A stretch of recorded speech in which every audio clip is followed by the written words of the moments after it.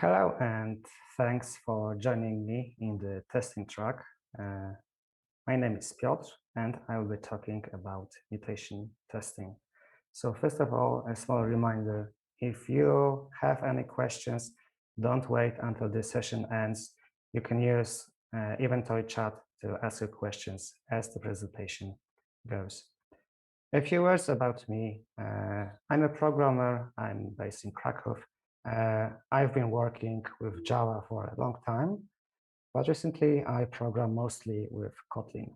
And because I think Kotlin is a really nice language, all the code in the presentation will be in Kotlin, but it will be a simplified code, so I don't think you will have any problems understanding it. During my career, I have seen lots of code. I've been doing peer code reviews for my colleagues. I also saw code prepared by job candidates during interviews. So I think this kind of experience allows me to have some insights on how tools that are supposed to automatically detect problems in code work in practice. So my personal story with mutation testing is connected with shame. So in my previous company, there was one team that was really fond of mutation testing. So they advocated mutation testing, told everyone it's a great thing. But my team wasn't fully convinced. We believed that it's not something we want to use. So we didn't use it. And also other teams in our company also they didn't use it. But I had some fear, I was afraid that maybe I'm wrong. Maybe this is the thing that the world moves on and people will use mutation testing. And I'm like those people who don't use continuous integration, who deploy to production once a year.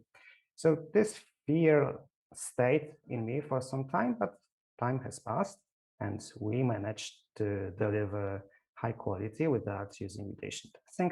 Other teams also maintained high quality, and so slowly I forgot about mutation testing. But now, in October 2020, ThoughtWorks published their technology radar, where they recommend Pitest. It's one of the tools for mutation testing. So what's going on? Actually, there were many phases of mutation testing popularity. So 2016 was a big year for mutation testing. There was this technology radar for the first time mentioning mutation testing.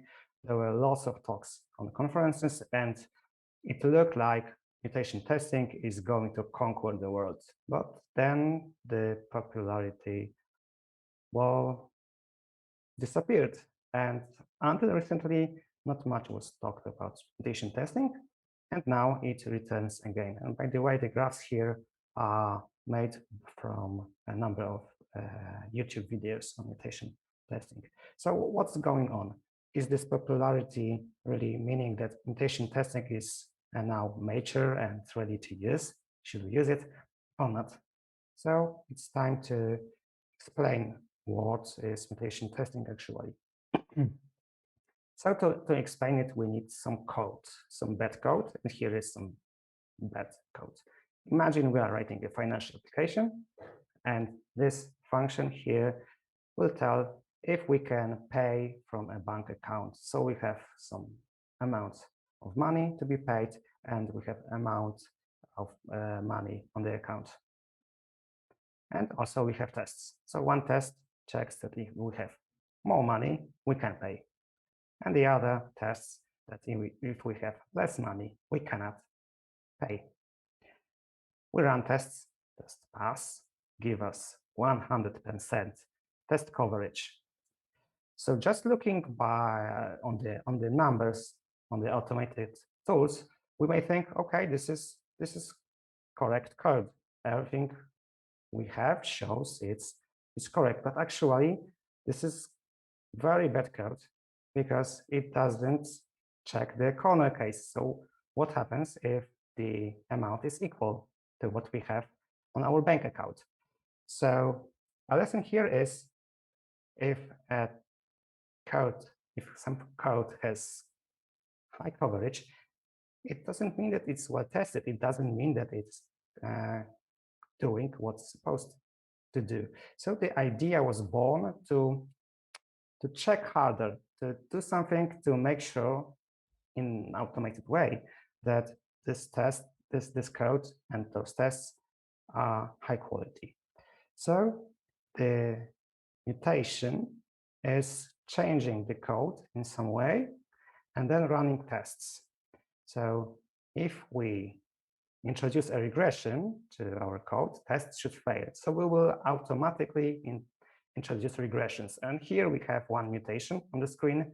So we change the conditional from greater than to greater than or equal. And it is a regression because the behavior is completely different. But when we run our tests, all pass. So it means we have a problem. Tests don't test hard enough. And this is the whole idea. So we will generate changes to the code, run tests, and if tests pass despite regression being introduced, we record this case as a problem. So there are many ways to mutate code. One was showed before, so it's changing conditional boundary. We can also negate part of logical condition. We can remove whole lines of code, or we can take a function and do an early return. We can return some dummy value like 0, null, false, something like this. And similarly, that we have many mutation operations, we have many tools that implement mutation testing. So probably for the language you like, there is some kind of tool. So for Java and generally for all languages running on Java virtual machine, there's Pitest. It's quite an established tool. So it was created in 2013.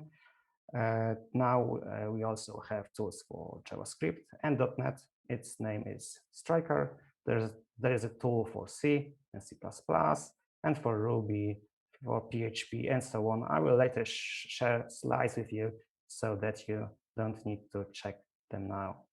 So on the rest of the presentation, I will concentrate on Pitest, the tool for JVM, but other tools work in a similar way. So how Pitest works, it works in several phases. So first, it takes your tests and executes them once to calculate this classical test coverage. And then it analyzes the code to find out what is the most effective way of mutating the code. So for example, it analyzes mutation, the coverage from the previous step. So if there's a line of code and it has no coverage, there is no sense to mutate this code because there exists no test that can fail. On the other hand, if we have a piece of code that is covered by 10 tests, the tool will need to run 10 tests. It also analyzes how the code structure looks like, how the syntax tree looks like. So there are many factors, and the tool decides, okay, this is the set of mutations I'm going to do for those pieces of code. And with it, mutations are executed. So a mutation is taken, the code is modified in this way, the modified class is loaded, and with this class, tests are executed. Again, as I said before, only those tests that cover this piece of code to limit the number of tests we are going to run, because for each mutation, we will run some tests. And finally, after everything, after every test is executed, well, we have a result for this mutation. So if there is a test that failed, this means, okay, our tests detected a regression. We say that a mutation is killed. Great. But if all tests covering passed, we have a problem. So tests don't test hard enough. We have a survived mutation. And this is something that will interest us. It will show us where is the place where we should improve our code. So a report will show killed and survived mutations. Those surviving will be more interesting to us. And I have a generated report for you. So this is the report from Pitest, from a small project I prepared. Well, it doesn't look very sexy, black and white, nothing fancy here. We have some score calculated for packages and for classes. This is a bit similar to classical test coverage. So we have lines, some score for test strength, and so on. If we go inside, no surprise here, we have lines of code. Green means okay, and red means a problem. So here we can see, okay, there was a mutation and it was killed. Red, there were some mutations and one survived. What survived? Changing conditional boundary. We cannot see what exactly happened, but we know that mutation survived. So we need to analyze this line and think about a test that will test it better. I will show you one more piece of code. So here we have two classes and some code that copies field from one place to another. And here we made a stupid typo. So we should copy finished to finished. What we copied started to finished. And what we see, there were no mutations here. So here we have one mutation, one mutation, one mutation.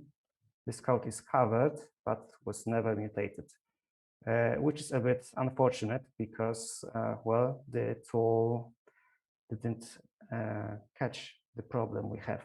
And this is a problem we will come back to later. Now, one thing that we should talk about is what projects are good for mutation testing and what aren't. Well, it depends on your approach to testing. So if your approach is to have one-to-one relationship between production code and test code, so we have a class and a test for this class, one production file, one test file. This means that your project will probably run very well with mutation testing. Probably this means that your tests are isolated, so you don't do any I/O in tests. You can run tests in parallel. So why is it good? First of all, if you have one-to-one relationship, it means that if you have a piece of code, there is probably one test file that covers it. So the mutation testing tool doesn't need to execute 10 test files to check if a mutation survives. It just executes one test file. And also because your tests are isolated, you can run mutation testing in parallel, so it will be faster. But if your approach is to test on a higher level, so don't test every single small piece of code, the testing on a business level, maybe you use database in your test, then it won't work very well. Why? First of all, you won't be able to parallelize if you use database.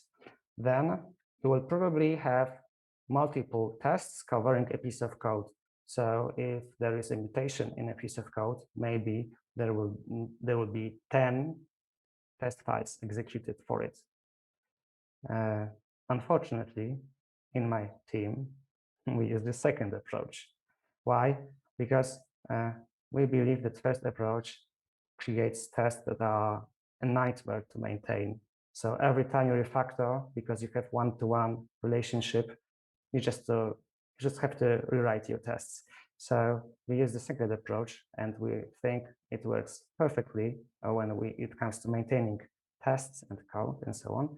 But we met quite many problems with mutation testing, problems with performance. So here is the execution time of our tests. We have 4 projects. These are normal projects we work on, not some projects done for a conference. And the execution time of tests is between a minute and a half a minute, something like this. But when we come to executing mutation testing analysis, where the time jumps to 12 minutes, 45 minutes. So in general, for us, mutation analysis was 10 to 30 times slower. If you think about colors on the bottom, Gregor, Descartes, there are different ways of executing mutation analysis. I will talk about them shortly. So you may think, okay, it was slow for you, but maybe you don't know how to write code. Maybe your code is broken in some way.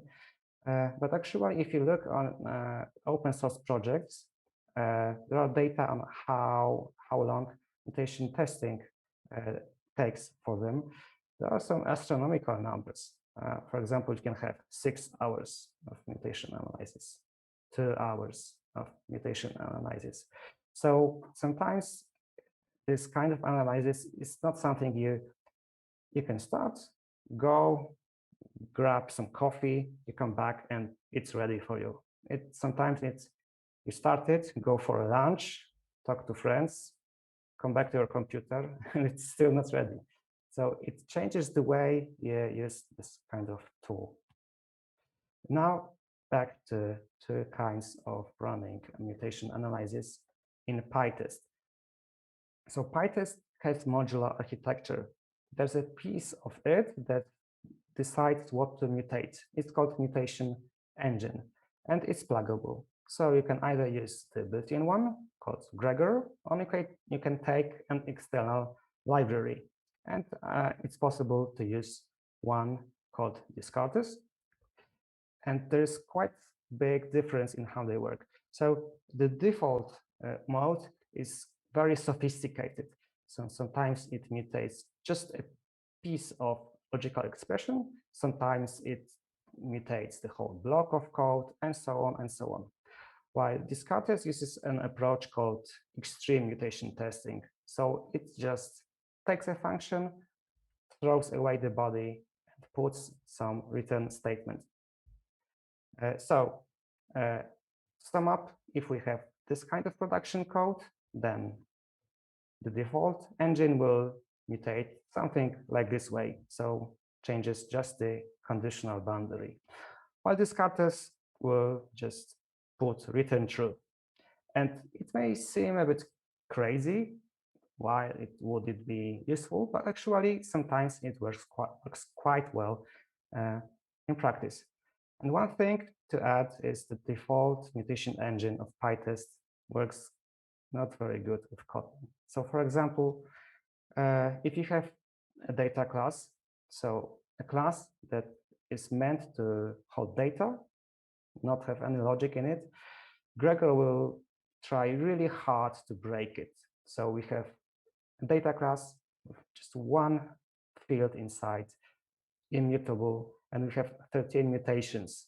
So 13 times where tests are executed trying to find a bug in this code. This is wasting our time. Then Kotlin compiler inserts some statements into Java bytecode, like it adds some null checks and so on and so on. And Gregor tries really hard to break Kotlin.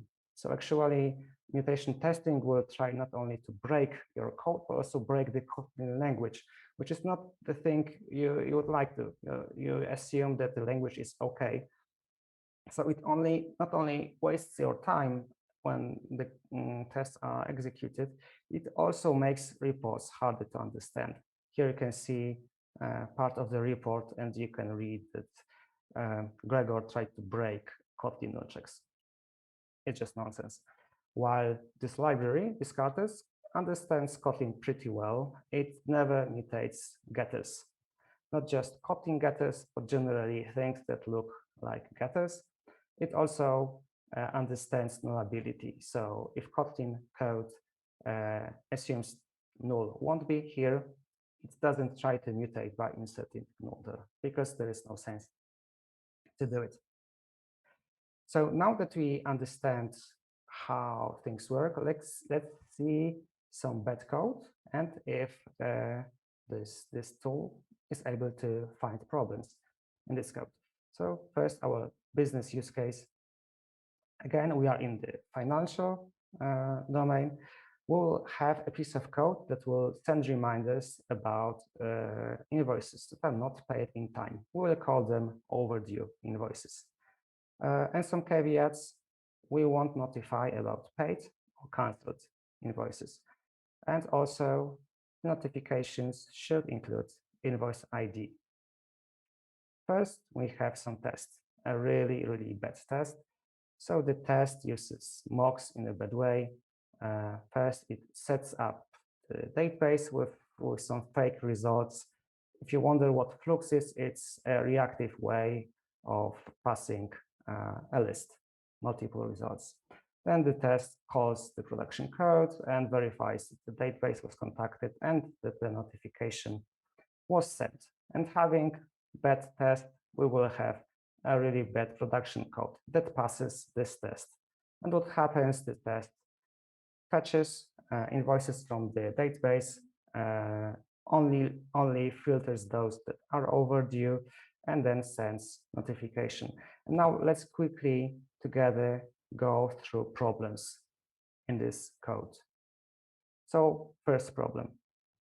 Well, the code does bad database query. So it should take invoices, but not those invoices that are paid, and not those invoices that are canceled, but it only excludes paid invoices. And the test is not able to catch it because the test is not interested at all how the database query looks like. Then this test is not able to catch errors in filtering. So if this is overdue method is incorrect, test won't detect it because it only tests positive case. So the case where invoices are overdue. So the invoice is created with the payment date instant now. The test is executed. So when the test executes, the invoice is already considered to be paid too late, not paid in time. So there's in test, we don't have invoices that are correct, that have time to be paid. Then this next operation is a serious bug because in reactive world, it's an operator where you take the first result from a list of results and forget about all other. And the test has no way of detecting it because it sets up just one result. If it set up two results, yeah, it may be possible to detect that, well, we have two results, but the code operates just on one, but it doesn't. And the next thing, well, the notifications are sent with invoice status instead of invoice ID, but the test has no way of detecting it because it's not interested how the notifications look like. So now we know the problems in this code. We run mutation analysis, and what happens? So if we take Pitest with default settings, it won't find anything. Here in gray, you see the problems we talked about before. Fortunately, Pitest is configurable, so we can stay with the default mutation engine, but increase the number of mutations generated. So what happens? What do you think?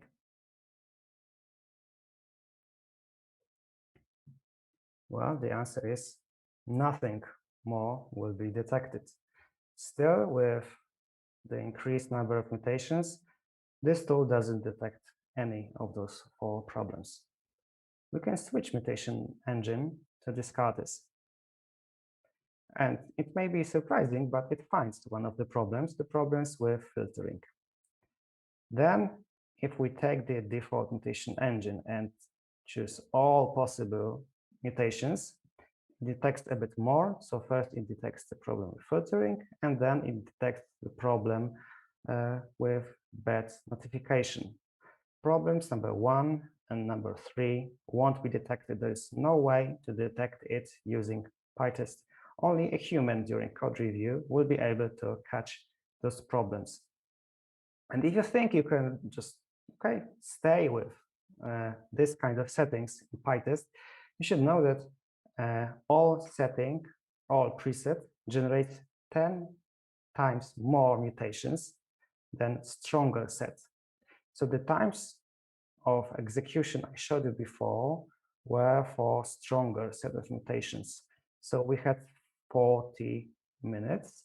So if we multiply by 10, we have potentially 400 minutes of execution time. This is crazy. So for me, this preset is not practical for many projects. So we come to a very sad thing. Those kind of tools have blind spots. So for example, if we have a list in code that has bad values inside, those tools won't reveal it. If we use a bad field or bad constant, for example, we assign started to finished, also those tools won't detect it. And finally, it's problematic for those tools to mutate fluent APIs.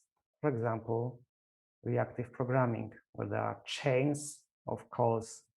So this is this next operator that broke the production code before, but was not mutated. And it's really unfortunate because reactive programming is a thing we use more and more because we want code that is performant.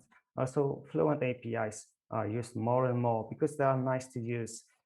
And mutation testing doesn't work well with the way of programming we use more and more. So are those tools really useful?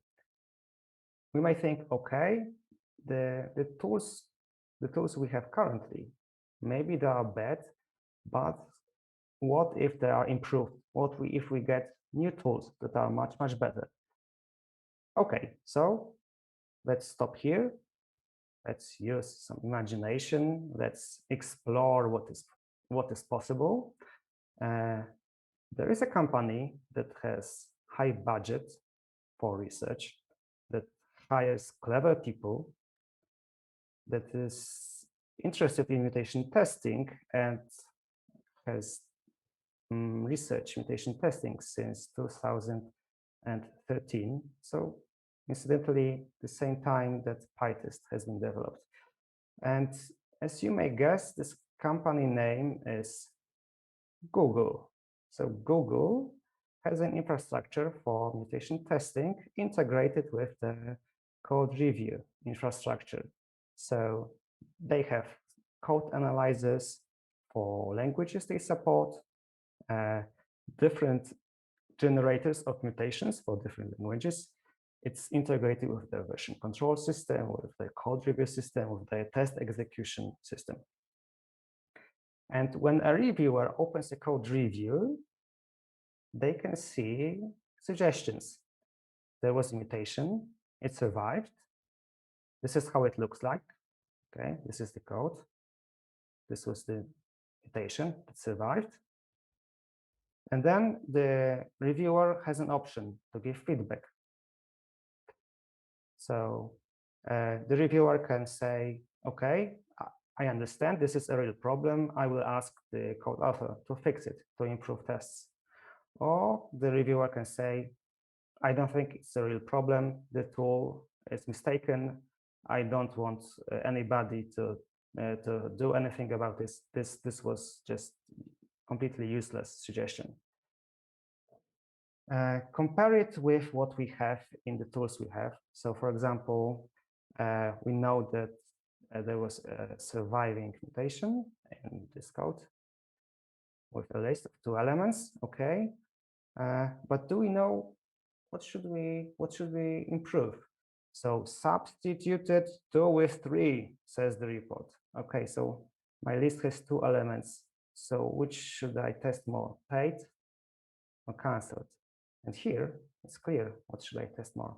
Okay, this is the thing I should test more in my tests. Google worked very hard on making this tool useful for developers. So when they started in 2015, the results from this feedback were in 80% not useful. And this wasn't that the tool was completely unprepared for release. There were some clever people working on it, and they applied some optimizations, which those people thought will really reduce the number of problematic mutations. And still, in 80%, developers voted not useful. Now they vote just in 15% that a mutation is not useful. What has happened? So they added several things. First of all, they improved the way of detecting parts of code that really don't matter when they are changed. For example, logging statements and so on. And also they understand code structure really well. So they propagate this information. If the line of code shouldn't be mutated, maybe the whole block shouldn't be mutated, maybe the whole function shouldn't be mutated. Also, they use the historical data. So they have data on which mutant survived. There is no sense in applying a mutation that has always been killed. So a surviving mutant is a good candidate because maybe in the future it will survive. And also mutants that get voted positively will also be chosen more. So they have some code, they match the syntax tree to the historical data, get historical data for similar cases, and then they choose. So this allowed them to drop the number of useless mutations. So how it looks in comparison to what we have? I don't think we are anywhere near where Google is. First of all, the number of people engaged. In Google, there were people working on it full time. Here, the most of the tools I talked about are developed by a single person. Pitest has one main developer and one guy who is sometimes adding some commits. These are actually hobby projects, so they don't have the same developer momentum as the system that Google developed. Then the level of language support. So Google has a limited number of languages. Probably currently they have 7 languages you can write in, but when they support a language, support is really great. Here we have tools for every language possible in our open source community. But if you look, for example, at Kotlin support, the support is really bad because Pitest is meant as the tool for the whole JVM. It doesn't handle Kotlin in any special way. And the result is that the level of support is not so great. Then the way of choosing useful mutations. So, okay, there are some clever people working on our open source tools, but they choose some way of detecting what mutation will be useful or not, and it's finished. You download the ready product. And Google has something that is learning. It has historical data. This is nearly machine learning applied to mutation testing. And we won't be able to have it because there is no open source community that can learn from historical data. And then the way of integration with code review, so that you have one place when you review code and get suggestions about mutants. And what we have to do this, switch between tabs, because there is some separate HTML report. Then when Google does mutation analysis, they only check changed files. They have a really strong testing infrastructure, but even for them, it's too much to check the whole code. So they only check what has been changed. And what about our open source tools? In Pitest, something like this is really hard to do because Pitest is configured with Java packages. And Java packages and Git changes, well, those are quite different beasts. It's not easy to configure it. It's not built in the tool. And if you want to do it, it's not easy. Well, there is something like this in some tools. For example, Striker for .NET has Git integration, but not Striker.js. Also, Mul, the tool for C++, understands Git diffs, but this is not the rule. People don't think about the way code review is done when they prepare code, when they prepare mutation testing tools. So I don't have much hope that our tools will match those that Google has inside. So let's talk now how we can make sense of this, how we can use mutation testing in our daily work. So we thought about it in our team, and we had to consider that the execution time is 10 to 30 times slower, and that there are many false positives. Now, after reading blog posts from Google when they revealed the observations, we know that the number of false positives is probably something they started from. So 80% of not useful mutations in test reports. So in my team, we thought, okay, what can we do with it? Maybe we can run this mutation analysis locally. You check out the code, you are developing a new task, or you are reviewing someone else's code. You run the mutation analysis. And we thought, okay, no one will do it because it will occupy your computer for 20 minutes, 30 minutes. Maybe your all cores of your CPU will be occupied. People don't like to do it. No. So the next thought was, okay, maybe we can employ CI servers to do it. If a pull request is opened, we will do an analysis, and when it's ready, the reviewer will be able to download the HTML report and read it during code review. And we thought, no, this won't work, because there are so many false positives, so many blind spots that only you as a human can detect in code. So there are so many things you have to think about when you do code review, and reading some report you cannot trust, you won't waste time on it. So we thought, no, people won't read those reports. Okay, so maybe they won't read, but maybe we can use mutation analysis to reject bad pull requests. So we can calculate the current mutation score, and if your pull request drops this number, we will reject your pull request. And we also rejected it. First of all, it would slow down our review process. So imagine someone corrects a comma, and then mutation analysis has to be done until the pull request can be merged, and you wait 30 minutes to merge a comma fix. Then I don't think it's a good way to work, because if you have score calculated with 80% false positives, then this score doesn't match how healthy your code is. Probably the score will drop, but there won't be any true reason. There will be just false positives making the score drop.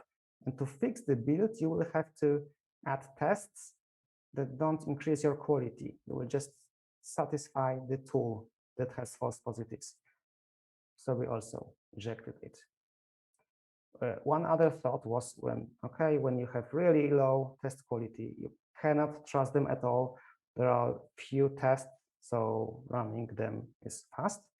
Maybe this is a case when mutation testing will be useful, but we didn't have such a project, so we haven't verified it. So I leave this up to you. So summing up, what can I suggest you? So first of all, don't trust ThoughtWorks when they write something in the technology radar.